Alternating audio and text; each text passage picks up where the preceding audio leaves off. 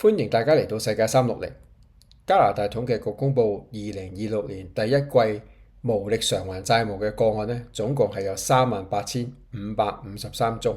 而其中申請破產嘅呢係有8,519宗，而另外呢有29,834宗呢係屬於一種叫做消費者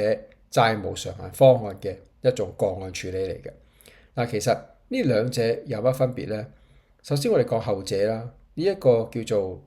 消費者債務償還嘅方案嘅意思，即係話，譬如話我爭你銀行10萬蚊啊，咁咧我就還唔晒噶啦，咁我就同你講數還一半啦，咁樣，而就還你5萬，呢個5萬咧都分期付款啊，咁就還翻俾你。咁好啦，破產咧就好簡單啦，成條數就同你做老賴唔還俾你啦。咁佢哋兩者之間有咩分別咧？名義上咧就係消費者嗰個方案咧，償還方案咧就係你還咗啲錢，咁就冇咁難睇。咁啊破產咧就成筆數老賴，但係咧其實佢哋兩者咧實際咧嘅意義咧分別並不大嘅。呢兩者咧其實同完全嘅破產咧係一個意義嘅啫，因為咧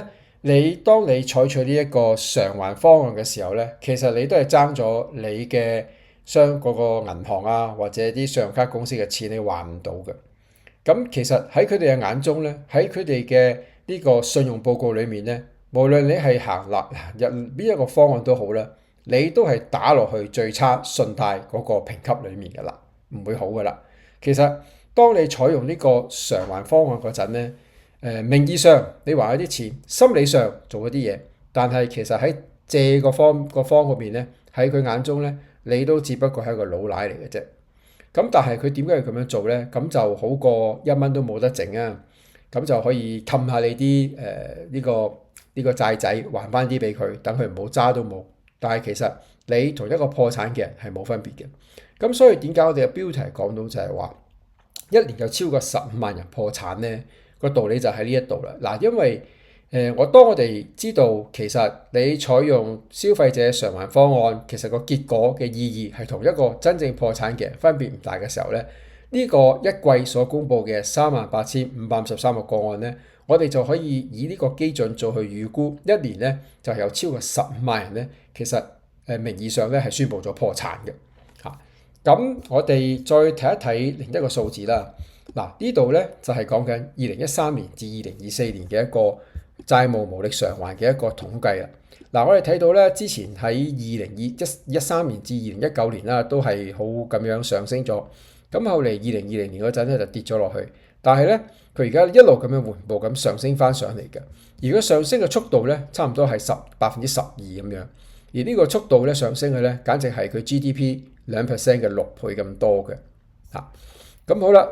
或者你都可以講啦，之前跌咗落去個基數低，所以上翻嚟就會個百分比高啦。咁但係無論呢個原因係乜嘢都好啦，目前喺加拿大咧無力償還貸款嘅個案咧已經係創咗一個歷史嘅新高噶啦。然而呢一個數字咧，亦都並唔係最驚人嘅。最驚人嘅數字咧係佢公佈裡面咧，原來喺呢啲申請爆咗煲嘅人裡面咧，有26%嘅人咧係屬於18至34歲嘅，而屬於有差唔多37.8% 嘅人咧係35至49歲。咁即係話其實喺50歲或以下嘅人咧，就佔咗呢啲爆煲嘅人士裏面咧65%啦。我哋可以諗一諗，如果每一年有15萬人申請爆煲，有65%咧係屬於50歲以下嘅人嘅時候咧，都差唔多接近10萬人係申請爆煲嘅喎。咁以目前而家加拿大嘅經濟條件嚟睇咧，未來都唔會改善嚇，只會惡化。而惡化嘅情況之下咧，只會更多嘅人去申請呢個爆煲嘅啫，即係無力償還貸款嘅啫。無論你係採取呢個破產也好，或者消費者償還嗰個報告也好，你名義上其實你都係破咗產嘅。咁所以其實如果用呢個以此推論去睇啊，你10年之後咧，加埋嘅人都成100萬人係屬於破產嘅。嗱，其實呢個數字咧係非常之驚人，而且呢個數字咧全部都係50歲以下嘅人啊，差唔多成100萬人咁樣。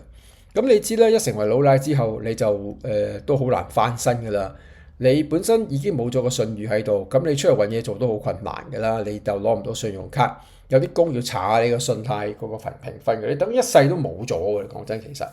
咁我哋要講點解加拿大會搞成咁樣呢？其實都係翻去佢成個社會即係失去咗一個平衡點啊！因為佢而家嗰啲大家我諗都聽過啦，加拿大而家目前嘅狀況就係經濟差啦、治安唔好啦、揾嘢做難啦、樓價貴啦、稅高啦，即係其實種種唔好嘅因素都疊加埋一齊嘅。嗱，當佢咁樣疊加埋一齊嗰陣咧，咁我哋都好容易可以理解到啲人嘅面對嘅問題啦。收入唔高，稅多，然後咧房屋貴，咁剩翻嘅錢唔多，唯有就碌卡，碌卡一定爆咗冇得還，冇得還就申請呢啲咁嘅破產，就一個惡性循環咁樣碌落去，就係一個好容易了解嘅事嘅啫。咁其實好似香港咁樣都有類似嘅情況出現嘅，不過咧佢個情況咧就未有好似加拿大咁蔓延開去嘅一個情況啦。嗱，點解咧？因為加拿大譬如話同呢個香港嘅分別在於就係話，加拿大個稅太貴啦，咁你變咗嗰個可支配嘅一個收入咧，本身就真係唔高，但係咧你就要支付佢咁高嘅生活嘅一個成本，咁變咗係你到最後入不敷支，係一個正常現象。碌爆卡係一個必然嘅一個預估嘅一個結果啦，咁樣。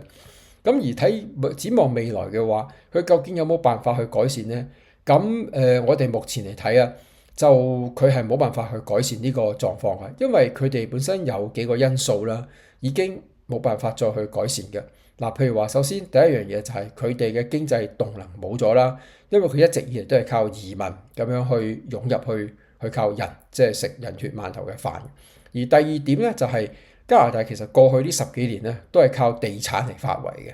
嗱，呢個地產咧冇咗之後咧。佢等於失去咗一個最重要嘅經濟支柱，因為佢嘅 GDP 嘅30%咧，都係靠地產去支撐嘅。呢一個冇咗之後咧，佢等於係冧咗嘅。嗱，咁你亦都可能會講啦，中國都係冇咗個地產喎，咁樣啊，都係好大劑。但係其實中國冇咗個地產之後咧，佢仲有其他嘢嘅支撐，因為人口多，佢仲有其他啲譬如話好多即係細工廠啊，依然佢都有個世界工廠啊，全世界譬如好似 Temu 啊嗰啲咁嘅公司。喺外國都喺度買，中國都喺度做，廉價貨品都有得公開啊！咁另外話啲電動車咁樣都喺度做，雖然佢做多咗或者做得唔係咁好，呢個都係其次，但係起碼開到工。但係加拿大就唔同啦，加拿大係冇工業嘅，因為佢哋人工貴，啲人又懶，成日掛住罷工，咁冇生產力，冇收入。咁又係喺呢個情況之下，淨係靠房地產冧咗，亦都冇其他工業去取代，咁又點可能會改善到呢個經濟咧？係咪？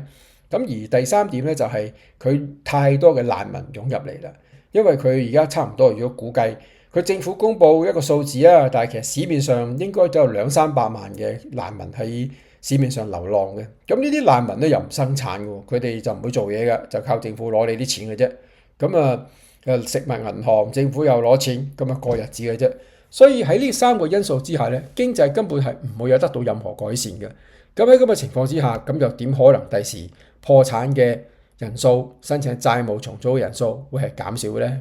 好，今日我哋就講到呢度先，下次見。